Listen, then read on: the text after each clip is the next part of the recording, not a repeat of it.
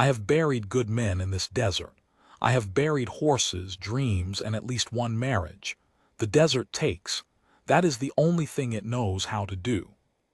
So when I tell you that one evening it gave something back, a child, half dead, eyes like two burnt holes in a bedsheet, you have to understand why none of us believed it. We are not the kind of men who believe in gifts. We believe in fences, in water rights, in the slow arithmetic of cattle. And the man who found her, he could have bought this whole valley and never felt the dent in his accounts. He had jets. He had a name they printed in magazines. He had every reason in the world to keep driving. He stopped. That's the part nobody tells you about Wade Brennan. Not the money, not the empire. The fact that the richest man I ever worked for got down on his knees in the dirt for a girl who couldn't even tell him her name. This is the story of the night he refused to leave her behind, and everything it cost him after. Stay with me. The first part is just the desert. It's the after that'll break your heart. That's where I'll start, because that's where it actually started, not with the girl, but with a busted radiator 40 minutes from anything. The sun going down like somebody had cut its throat, all that red bleeding out across the flats. I was riding shotgun. Wade was driving, which he insisted on doing himself even though he could have hired a man whose only job in life was to turn a steering wheel for him. He liked driving, said it was the one thing money hadn't ruined yet. I should tell you who I am since I'm the one talking. Name's Cal Hutchins. 61 years old that summer, foreman on the Brennan spread going on 19 years, which made me roughly the oldest piece of equipment on the property that still worked. I keep a logbook. Have since I was a young man, weather, water, cattle counts, the occasional thing I can't say out loud. My wife used to tease me about it. Cal, you write down everything except how you feel. She wasn't wrong. She usually wasn't. So there we were, engine ticking, steam curling up off the hood like a ghost trying to leave. Well, Wade said. That was the whole sentence. Well, he had a way of saying it that contained an entire afternoon's worth of complaint, compressed down into one syllable, polite as a church. He climbed out, popped the hood, looked at the engine the way a man looks at a problem he already knows he can't fix, and then he did what he always did when the world stopped cooperating. He took off his hat and ran a hand back through his hair and squinted at the horizon like the answer might be out there. That's when he went quiet, different quiet. Cal. Yeah. You see that? I followed his eyes. Out past the truck, maybe 300 yards, there was a shape in the scrub that didn't belong. Everything in a desert belongs to a category. Rock, brush, bone, old fence post. Your brain sorts it before you've even looked, files it, moves on. This thing wouldn't file. It was too small to be a calf and too still to be alive, and the wrong color for either. Probably a coyote got something, I said. He was already walking. Now I want to be honest with you, because this story doesn't work if I make myself out to be better than I was. My first feeling, watching him walk toward that shape, was irritation.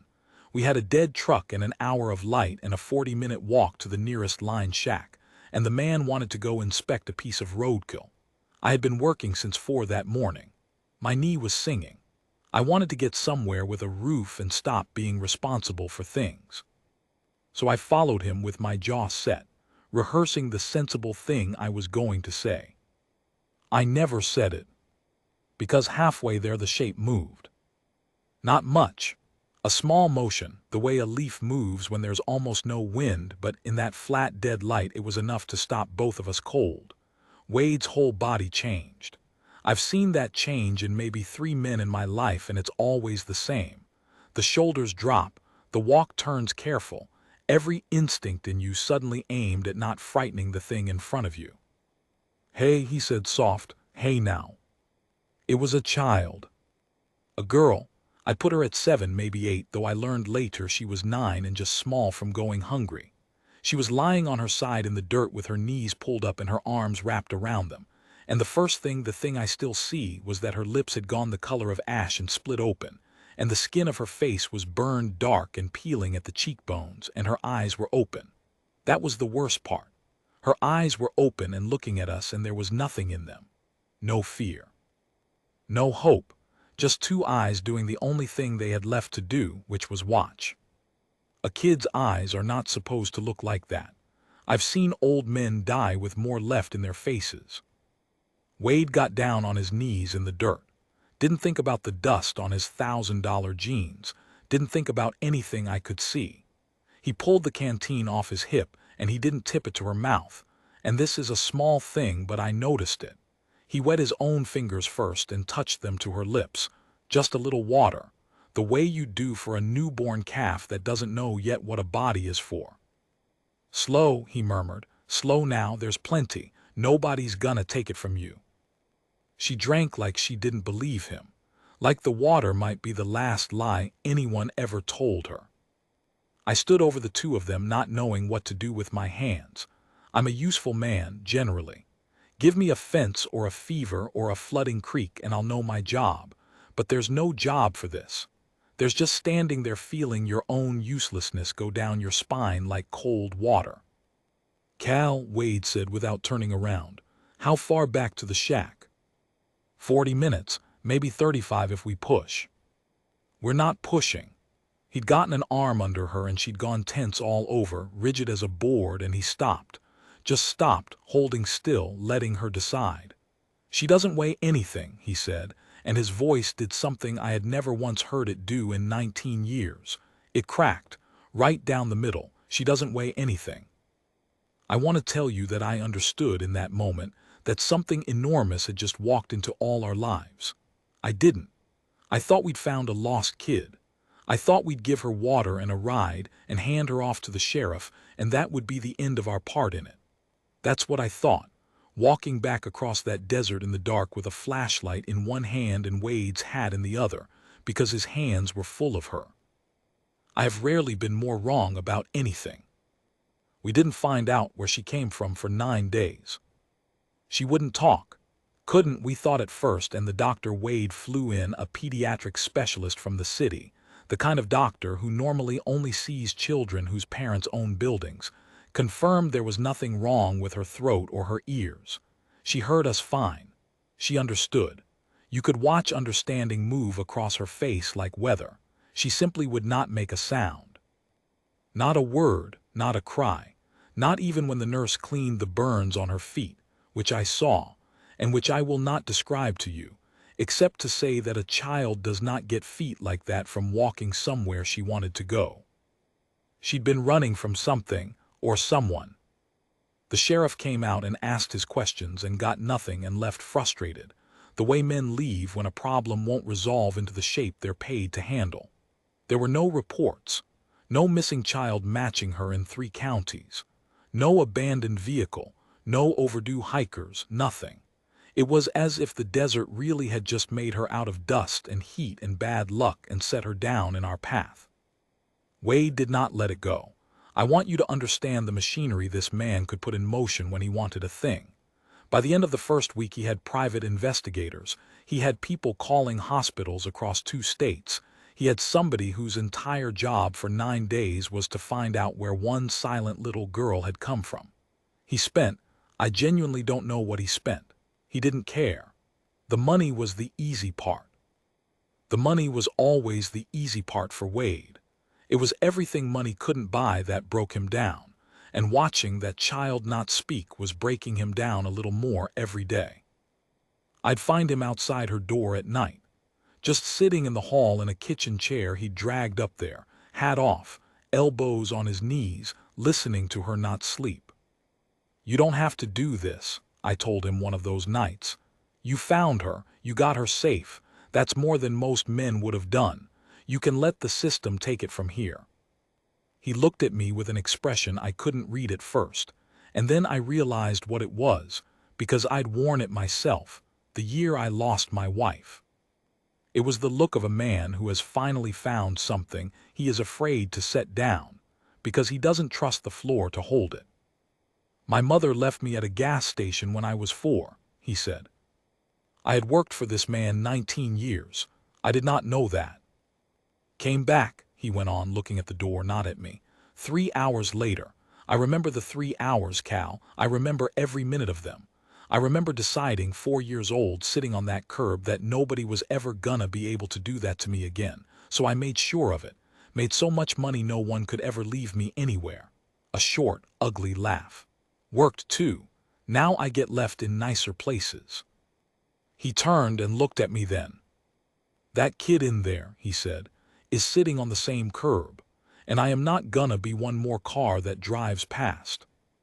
I didn't have anything to say to that, so I did the only useful thing I could think of, which was go get a second chair. Her name was Marisol. We learned it on the 9th day, and we didn't learn it from her. We learned it from a burned scrap of paper the investigators finally turned up. A partial registration from a vehicle found torched in an arroyo 80 miles south, near the border, in a place where bad things happen and stay quiet. There'd been people moving north. Something had gone wrong. The details that came back were the kind I won't put in a story meant to be heard out loud, because some things you carry but you don't hand to strangers. What matters is this. She had come a very long way, with people who were supposed to keep her safe, and at some point along the way the keeping safe had stopped, and a 9-year-old had walked out into the worst desert in the country alone, rather than stay one more hour with whatever was behind her. She had walked, the doctor estimated, somewhere between 11 and 14 miles, in that heat, on those feet. Toward nothing, away from everything. And she'd made it to within 300 yards of a road right, as a billionaire's truck happened to break down at the exact wrong mile. I'm not a man who believes in much. I've told you that. But I've thought about those 300 yards more times than I can count. 300 more yards and she'd have died in the scrub and nobody would ever have known her name. 300 fewer and we'd have driven past in the dark and never seen her. Out of all the miles of all that emptiness, she fell down right there. Right in front of the one man in the world who knew what it felt like to be left on a curb. You can call that whatever you want. I've stopped trying to call it anything. The day she said his name, I was in the kitchen. 3 weeks she'd been with us by then. She'd started eating, started sleeping some. She'd attached herself to Wade in a way that was almost hard to watch. She'd track him through a room with her eyes, and if he left she'd go to the window, and if he was gone too long she'd get a stillness about her that we all learned to dread, a kind of bracing, like a child getting ready to be disappointed again, because that was the only thing experience had ever taught her to expect. But she wouldn't speak. 3 weeks and not one sound. I was at the counter. Wade was getting ready to fly out. He had a thing in the city he genuinely could not get out of, the kind of thing where a great many other people's livelihoods sat on the table, and he'd knelt down in front of her to explain it, the way he'd taken to explaining everything to her, slow and honest, never once talking to her like she was simple just because she was quiet. I have to go for one night, he said. One, you see this, he held up one finger, one sleep, and when you wake up tomorrow I'll be at the breakfast table, I promise you. I have never once broken a promise to you and I'm not going to start. She looked at him, and the stillness came over her, that terrible bracing, and I saw Wade see it, saw it land on him like a slap. The understanding that to her I'll be back tomorrow, and I'll be back in 3 hours, sounded exactly the same. That she had heard a promise like this before from someone she trusted, and she had ended up in a desert. He didn't get up, he stayed down at her level, and he said, quiet, okay, then I won't go. And he reached for his phone to cancel a meeting that I would later learn nearly cost him a deal worth more than this entire ranch. That's when she grabbed his sleeve. Both hands, fisted in the fabric, and she opened her mouth and her face twisted up with the effort of it, 3 weeks of silence breaking apart all at once, and what came out was cracked and rusty and barely a whisper, but it was a word. It was her first word, and the word was Wade. He went completely still. Wade, she said again, and the tears were coming now, hers and, I'll admit it, mine, standing there at the counter with a dish towel in my hand like a fool. Wade, no go, no go. And this man who owned half a valley and a piece of the sky, who'd built an empire so no one could ever leave him on a curb again, gathered up a 9-year-old girl who had walked through hell to find a road, and he held her while she finally cried the way she should have been allowed to cry weeks before. Great heaving sobs that shook her whole small body, and over the top of her head he looked at me, and he didn't say a word. He didn't have to. I put down the towel and I went and canceled his flight myself. I wish I could tell you that was the end of the hard part, that she said his name and the wound closed and the three of us lived easy after. But you don't walk through what that child walked through and come out whole on the far side of one good cry. Healing isn't a door you go through once. It's a country you have to keep choosing to live in, every single day, and some days the old country comes for you in the dark and tries to take you back. And there were other things coming, things neither of us saw yet. There were papers, because a child can't just stay, not legally, not even when a man has the money to make almost anything happen. There were questions about where she'd come from and who might still be looking, and not all of the people who'd been moving her north had died in that arroyo. Some hadn't. And men like that have long memories when there's money or shame on the line, and the story of a billionaire who'd taken in a silent little girl was exactly the kind of story that travels. But all of that was still ahead of us, that evening in the kitchen. That evening, there was just a man holding a girl, and an old fool with a wet face pretending to do dishes, and outside the window the same desert that had tried so hard to keep her going dark and quiet, and for once in its long, cruel life, beaten. I wrote it down in my logbook that night, the whole thing, every word. For the first time in 40 years, I wrote down how I felt, too. The first sign that the world wasn't done with us came in an envelope. Plain white, no return address. It sat on the kitchen table for half a day because the mail girl had left it with a stack of feed invoices and nobody thought twice. Ranch mail is all the same, bills, catalogs, the county wanting something. I damn near threw it out with the junk. Wade opened it that evening, standing at the counter with a cup of coffee going cold in his other hand, and I watched the color leave his face the way water leaves a cracked trough. Slow, then all at once. Cal, he set the cup down very carefully like it had become important not to break anything. Go check on her. What is it? Go check on her and then come back. I went. Marisol was in the front room with the picture books Wade had bought her by the armful. She couldn't read the words yet, but she'd taken to the pictures, would sit for an hour turning pages, and she'd point at things and look up at you until you named them. Horse, tree, moon. It had become a kind of language between us, this pointing and nomming, and I'll tell you, an old man who spent his life around things that don't talk back. I took to it more than I'd admit. She pointed at a bird. I said bird. She nodded satisfied the way a foreman nods when the count comes out right. She was fine, she was safe. I came back to the kitchen and Wade handed me the letter. It was 1 page, typed, no signature. I'm not going to give you the whole of it because some of the words in it I won't repeat in a room with decent people, but the meaning was plain enough, and the meaning was this: we know what you have. She isn't yours. There's a price for keeping things that aren't yours and will be by to collect it. And then, at the bottom, the part that turned my blood to creek ice in February. A photograph, printed small, grainy, the kind a phone takes through a windshield. It was Marisol in our front yard, holding my hand. Somebody had stood at our fence line and taken a picture of that child while I was teaching her the word for bird. I have been afraid maybe 4 times in my life that I'd call real fear, not the jumpy kind, the cold kind, the kind that strips everything out of you but what needs doing. The flood year. The night my wife's heart stopped the first time. And twice now I can lay at the feet of that little girl, and this was the first of them. Wade didn't panic. That's a thing about him I came to understand that night. The man fell apart over tenderness, over a kid saying his name, over feet a child shouldn't have, but threaten him, threaten her, and something in him went flat and cold and frighteningly capable. He'd built an empire in rooms full of men who'd have eaten him alive if he flinched. He did not flinch. They want money, I said. That's all this is. Somebody figured out who you are and they smell a payday. Maybe he was already on the phone, already moving, the machine spinning up. And maybe it's worse than money. Worse how? He covered the phone with his hand. Cal, when those investigators traced that vehicle, the one that burned, they didn't find everybody who'd been in it. You remember, some of them got out.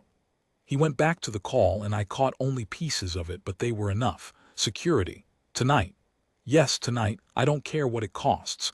And get me Halloran on the legal side, wake him up. I don't care what time it is. Here is the thing nobody tells you about being rich the way Wade was rich. Everyone thinks it means you can buy your way out of anything. But money is slow. Money has to make phone calls. Money has to wait for the right man to land his plane. And while the money was waking up, there was just us, an old foreman, a man, and a sleeping child, and a desert full of dark in every direction, and somebody out in that dark who'd already stood close enough to our fence to take a picture. We didn't sleep. Wade sat in the front room with the lights off and a rifle across his knees that I hadn't even known he owned, and I sat in the kitchen where I could see the back of the house, and somewhere around 3 in the morning, when the coyotes had gone quiet and the only sound was the house ticking as it cooled, I heard him talking. Low. To himself, I thought at first. Then I realized.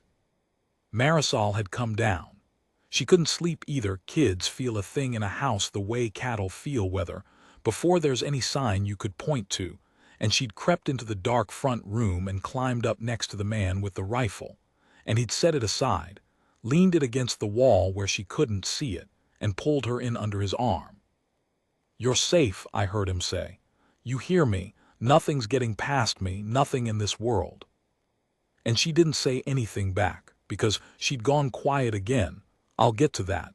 But she pressed in against his side, and he held her, and the two of them watched the window together until the sky finally went gray. I wrote in my logbook that night, "Don't know if he can keep that promise. Hope to God he can. First time in my life I've prayed and meant it." I told you she'd gone quiet again. I need to back up because it happened before the letter, and it's the other half of this part of the story, and in some ways it's the worse half. Bruises heal. The thing that happened to Marisol's voice, that was deeper. It started about a week before the envelope came. She'd been doing better, talking a little in that cracked, rusty whisper, mostly to Wade, sometimes to me. Words first, then small strings of them. Where Wade go? Cal, look, more bird. Each one a little flag planted on ground she was taking back. We were so proud of every word. We were idiots in the good way, the way you're an idiot about something you love. And then one afternoon, a truck backfired down on the county road. Just a truck, just an old engine doing what old engines do. The sound carried up across the flats, a single hard crack, flat and dry. I was with her in the yard. I watched it take her. There's no other word. The sound reached her and she folded, dropped straight down into the dust with her arms over her head, and she made a sound then, the only loud sound I ever heard her make. A thin, high keening that didn't stop, that went on, her whole body shaking, her eyes squeezed shut, somewhere else entirely, somewhere I couldn't reach and couldn't follow and couldn't even imagine. I got down beside her. I didn't touch her. Some animal sense told me not to grab, not to trap. I just got low and kept my voice flat and steady, the voice I use on a colt that's gone over the edge of its own fear. "You're here. You're on the Brennan place. That's a truck, that's just Earl's old truck, it does that. You're here. Cal's here." It took a long time, longer than I want to say. And when she came back to herself, she was so ashamed, that's the part that gutted me. A child ashamed of her own terror. She wouldn't look at me, and she stood up and brushed the dust off herself with these small, careful hands, and she didn't speak. And she didn't speak the next day either, or the next. The doctor had a name for it. I'm not going to use the name because a name makes it sound like a thing in a book, and what it actually was a little girl whose body had decided that the world was still trying to kill her, and the only safe thing to do was disappear back inside herself where she'd survived before. The voice she'd been growing, it pulled back in like a snail into a shell. All that ground she'd taken, gone. Back to pointing. Back to the stillness. back to watching us with those eyes that expected always to be left. Wade took it hard, harder than the letter, honestly. The letter made him cold and capable. This made him helpless, and Wade Brennan did not have much practice at helpless. He kept trying to fix it the way he fixed things. He flew in a specialist. He bought books. He sat up reading about trauma in children at 2 in the morning with his reading glasses on, and a legal pad full of notes like it was a deal he could close. And none of it worked, because the one thing it needed was the one thing money has never once been able to buy. Time and patience, and the willingness to love something that can't love you back yet, and might not for a long while, and might never the way you want. "What if I can't fix her?" he said to me one of those nights, quiet, scared in a way I'd never heard. "You can't," I said. He looked at me like I'd hit him. "You can't fix her, Wade. She's not a thing that broke. She's a person that got hurt. You don't fix a person, you just—" I had to stop and find it because I'm not a man who talks like this. I had to dig for it. "You just stay. That's the whole job. You stay and you keep staying, and one day she looks up and figures out you're still there, and that's not nothing. That might be everything, but you don't get to fix it. You just get to not leave." He was quiet a long while. "My whole life," he said finally, "the answer to every problem was do more, work harder, spend more, move faster. And the one time it actually matters," he laughed, and there wasn't any humor in it. "The one time it actually matters, the answer is sit still and do nothing and hope." "Not nothing," I said. "Staying isn't nothing, trust me. I've been on both ends of it." I was thinking of my wife, the 2 years of her being sick, and all the doing I did, all the running, all the appointments and the second opinions and the refusing to accept it, and how at the very end the only thing she'd wanted, the only thing that had helped, was me sitting still and holding her hand and not going anywhere. I'd been so busy trying to save her I'd nearly forgotten to be with her. Nearly missed the time we actually had, chasing time we weren't going to get. I didn't tell Wade all that, but I think he heard the shape of it. He started after that doing less, sitting more. He'd just be in the room with her reading his own book while she turned the pages of hers, not pushing, not performing, not trying. Just two people occupying the same quiet. And it was slow, God, it was slow, but I started to notice she drifted closer to him on the couch each evening. An inch, then a foot, then leaning, not talking, but closer. "You take what you get." The men came on a Thursday. I'll tell it plain, because there's a temptation to make a night like that into something it wasn't, and the truth is bad enough without dressing it. 2 trucks came up the ranch road just after dark, no lights, which is how you know right away the visit isn't neighborly. By then Wade's security had been on the place 4 days, 3 of them, quiet professional men who'd walked the property and changed where we parked and made me feel both safer and more afraid, because you don't hire men like that for nothing. The truck stopped at the gate. The men got out, 4 of them, and one walked up to the intercom Wade had installed by the gate, and he pressed the button and he said a name. Not Wade's name, not mine. Marisol's. He said her name into that little speaker, soft, almost kind, and the kindness of it was the most frightening thing I have ever heard, because it was the kindness of a man who knows he holds the cards. He said her name, and then he said, "We just want to talk about the girl. Bring her out and everybody goes home tonight. Don't, and we come back when it's less convenient for you. Up to you, Mr. Brennan. You're a businessman. You understand a fair offer." I was in the house. I had Marisol. She was awake, she'd felt it again, the weather in the house, and she was standing in the dark hallway with her back against the wall and her eyes huge, and she was looking at me, and I swear to you she understood. Maybe not the words, but the shape. She understood that men had come in the dark and said her name, and that this was the thing she'd been running from, finally arrived at the one place she'd let herself feel safe. And she did something then I will carry to my grave. She reached up, and she took my hand, and she walked toward the door.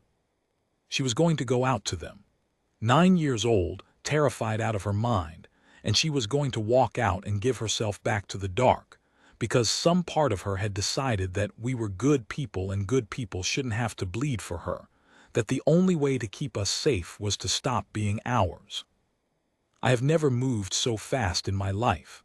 I got down in front of her, and I took her by both shoulders, gentle, but I got between her and that door. "No," I said. "No, you don't do that. You don't ever do that. You are not a thing to be handed over. Do you hear me?" And I don't know what she saw in my face, but she stopped and her chin started to shake, and I pulled her in against my chest and held the back of her head with my old cracked hand, and I said it again into her hair. "You're not going anywhere. Nobody here is gonna let you go. Not me. Not him. We'd rather burn the whole place down. You understand?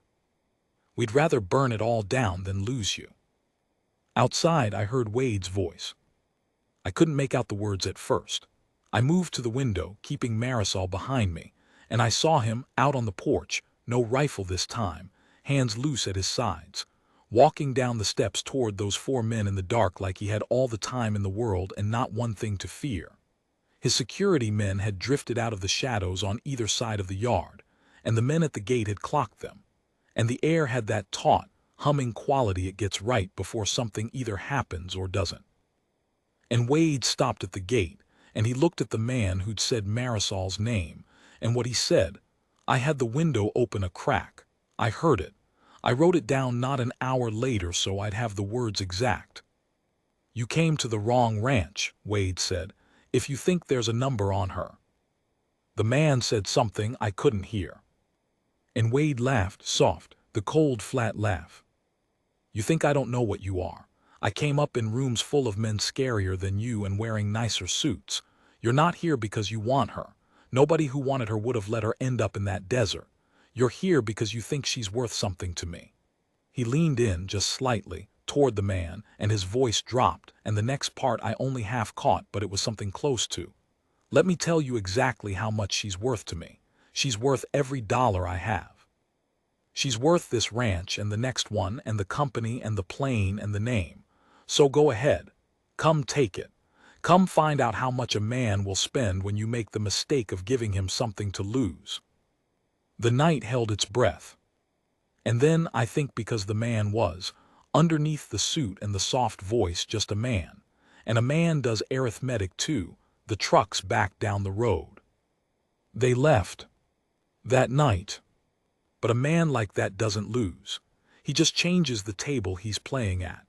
And in the morning, when the sun came up and we were all still standing and the coffee was on and it almost felt like we'd won, the phone rang. And it was Wade's lawyer, Halloran, and his voice had a thing in it I didn't like at all.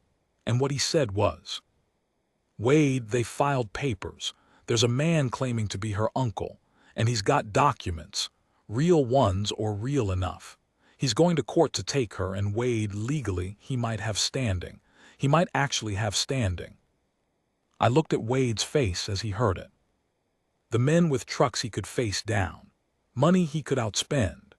But the law, the cold machinery of the law, which doesn't care how much you love a thing, which weighs paper against paper and calls it justice, that was a desert even Wade Brennan didn't know how to cross.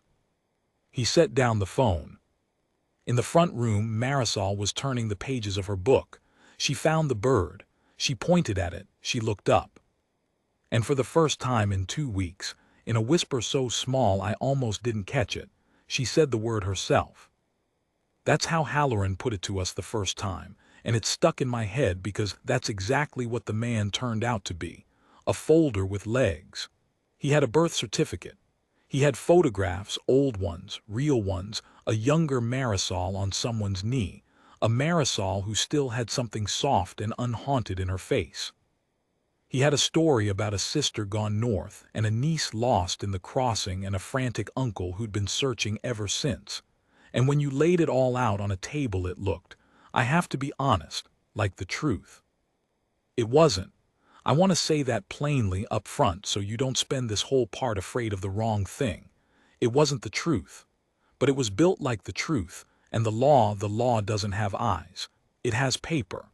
And on paper, Esteban Vargas was a grieving uncle, and Wade Brennan was a strange rich man who'd taken in a child that wasn't his and didn't want to give her back. You can see how that reads in a courtroom. The morning of the first hearing, Marisol wouldn't let go of Wade's hand. We dressed her up. Wade had bought her a small blue dress, and she looked like a different child in it, looked almost like the girl in Vargas's old photographs, and I think that's why Wade flinched when he saw her come down the stairs. For a second, she was the before girl, the one from a life none of us had been in. She held his hand in the truck. She held it walking in. She held it in the hard wooden hallway outside the courtroom where everything echoed and smelled like floor wax and old fear. And when they told us she couldn't come in, that the judge would speak to her separately, privately, in chambers, with a person whose job was looking out for children, she didn't cry. She'd stopped crying easy. She just looked up at Wade with those eyes, the ones that had spent her whole life learning that the people who held your hand let go of it eventually, and I watched the man's heart break clean across. "One sleep," he told her, kneeling down, even though it wasn't sleeps anymore, it was something none of us had words for. "You remember, I'll be right here. You walk in that room and you tell the truth, whatever the truth is, and when you come out I will be standing right here in this exact spot. I have never broken a promise to you." She let go of his hand. That was the bravest thing I saw in the whole business. Braver than Wade at the gate, braver than anything I ever did. A 9-year-old who'd been left in a desert, letting go of the one hand she trusted, and walking on her own small legs through a door, because a man she believed had told her it was all right. The door closed. Wade stood in that exact spot. He did not move. For an hour and 40 minutes he stood there, would not sit, would not pace, planted like a fence post, because he'd told her he'd be standing right there, and by God he was going to be standing right there if it took until the world ended. I sat on the bench and watched him stand, and I thought, this is the most money I have ever seen do nothing. All of it. Every dollar Wade had threatened to spend, the whole empire, and it couldn't open that door. Couldn't sit in that room. Couldn't speak for her. The richest man I knew was as powerless as me, as powerless as her, the three of us reduced to the one currency that had ever actually mattered, which is whether you stay or whether you go. He stayed. Here is how the truth came out, and it didn't come out the way it does in the shows. There was no dramatic confession. Vargas didn't crack on a stand. What happened was quieter and stranger and, in its way, worse. While Marisol was in chambers, Halloran's people, and Wade had a lot of people by then, the money finally doing something useful had been pulling the thread on Vargas's folder, and threads, when you pull them, sometimes unravel a whole coat. The birth certificate was real. The photographs were real. The relationship was real. Even he genuinely was her mother's brother. But he hadn't been searching for her. That was the lie buried in the true things. He'd been one of the people moving her north. He'd been paid to deliver her and others, and somewhere on that road the arrangement had gone bad. There'd been money owed or money stolen. The details stayed murky and ugly, and Marisol had run not from strangers but from him, from her own uncle, who'd looked at a frightened child and seen, first and last, a debt to be collected. And now that she'd surfaced in the custody of a billionaire, the same arithmetic had brought him back. She'd never been a niece to him. She'd been an asset. And a lost asset that turns up in a rich man's house isn't a tragedy to a man like that. It's an opportunity. The thing that damned him in the end wasn't anything Wade's people dug up. It was Marisol. In that quiet room with the child advocate and the judge, that little girl who'd lost her voice to a backfiring truck, who'd folded into the dust at a single sound, that little girl talked. The advocate told us afterward because Wade asked, because he needed to know what it had cost her. She talked for over an hour. In her cracked, rusty whisper, in broken pieces with long silences, she told them everything. The crossing, the road, the night it went bad. What her uncle was, and what he'd done, and why she'd walked into a desert rather than stay one more hour in a truck with him. A 9-year-old testified against the man who taught her that family was the most dangerous thing in the world. And then, this is the part the advocate said she'd remember the rest of her life. The judge had asked Marisol, gently, the only question that actually mattered: where do you want to live? And Marisol had been quiet a long time. And then she'd said, with the man who didn't drive past. She didn't know Wade's last name, didn't know what a billionaire was, couldn't have told you the value of the ranch or the plane or any of it. But she knew, in the only language that meant anything, exactly who he was. The man who didn't drive past. She'd reduced him to his single true thing, the way children do, and his single true thing turned out to be enough. I won't pretend the law made it simple after that. It didn't. There were months. There were more hearings, more papers, a long grinding stretch where Vargas's lawyers fought because there was a payday in fighting and where nothing was certain, and where Marisol lived with us in a kind of limbo, getting better and bracing for the worst at the same time.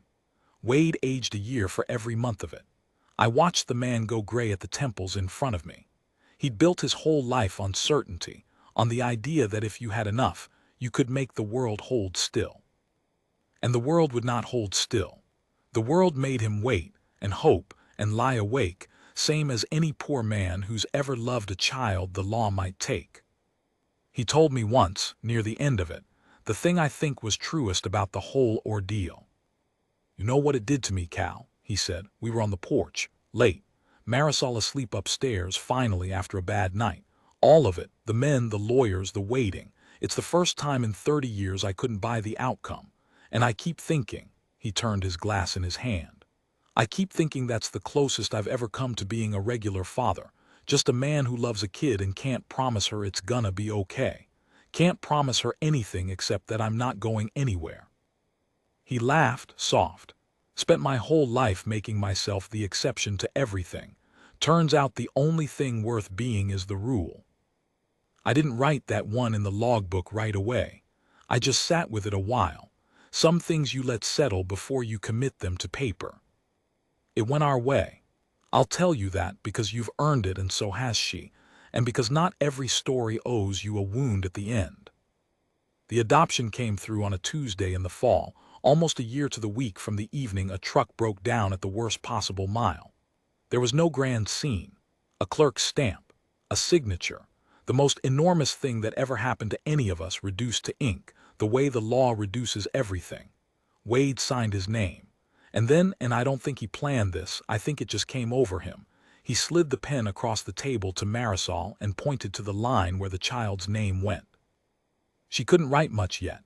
We'd been working on letters, her and me, at the kitchen table the way we'd worked on words. But she'd learned her name. She gripped the pen the way she'd gripped Wade's sleeve that first day, with her whole fist, with her whole self, and slow, so slow, tongue caught between her teeth, she wrote it out. Marisol Brennan.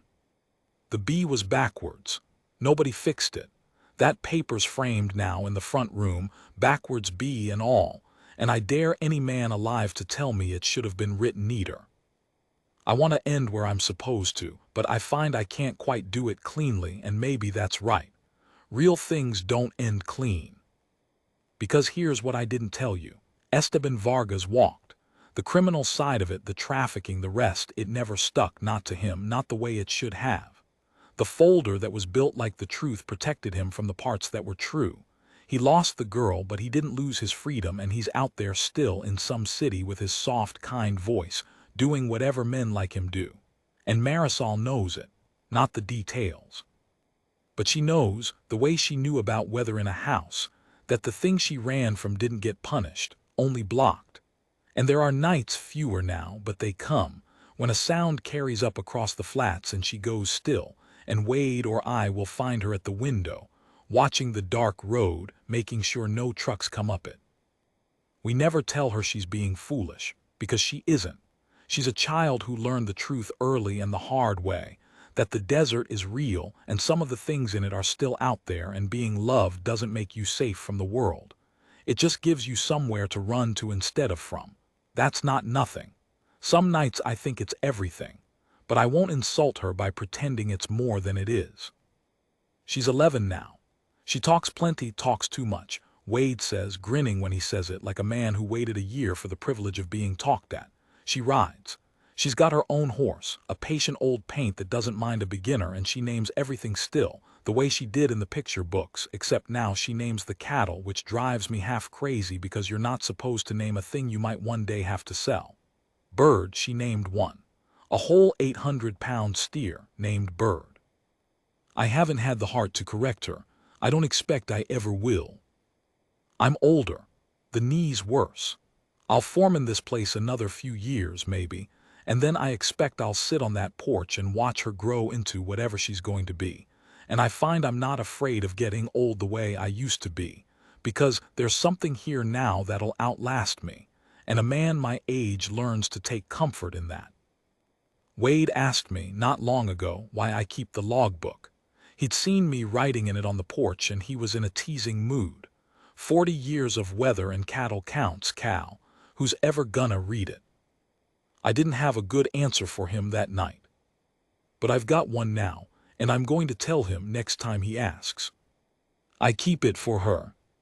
So that someday, when we're both gone, when the porch is hers and the place is hers, and the questions come the way they come to all of us in the dark, who am I? Where did I come from?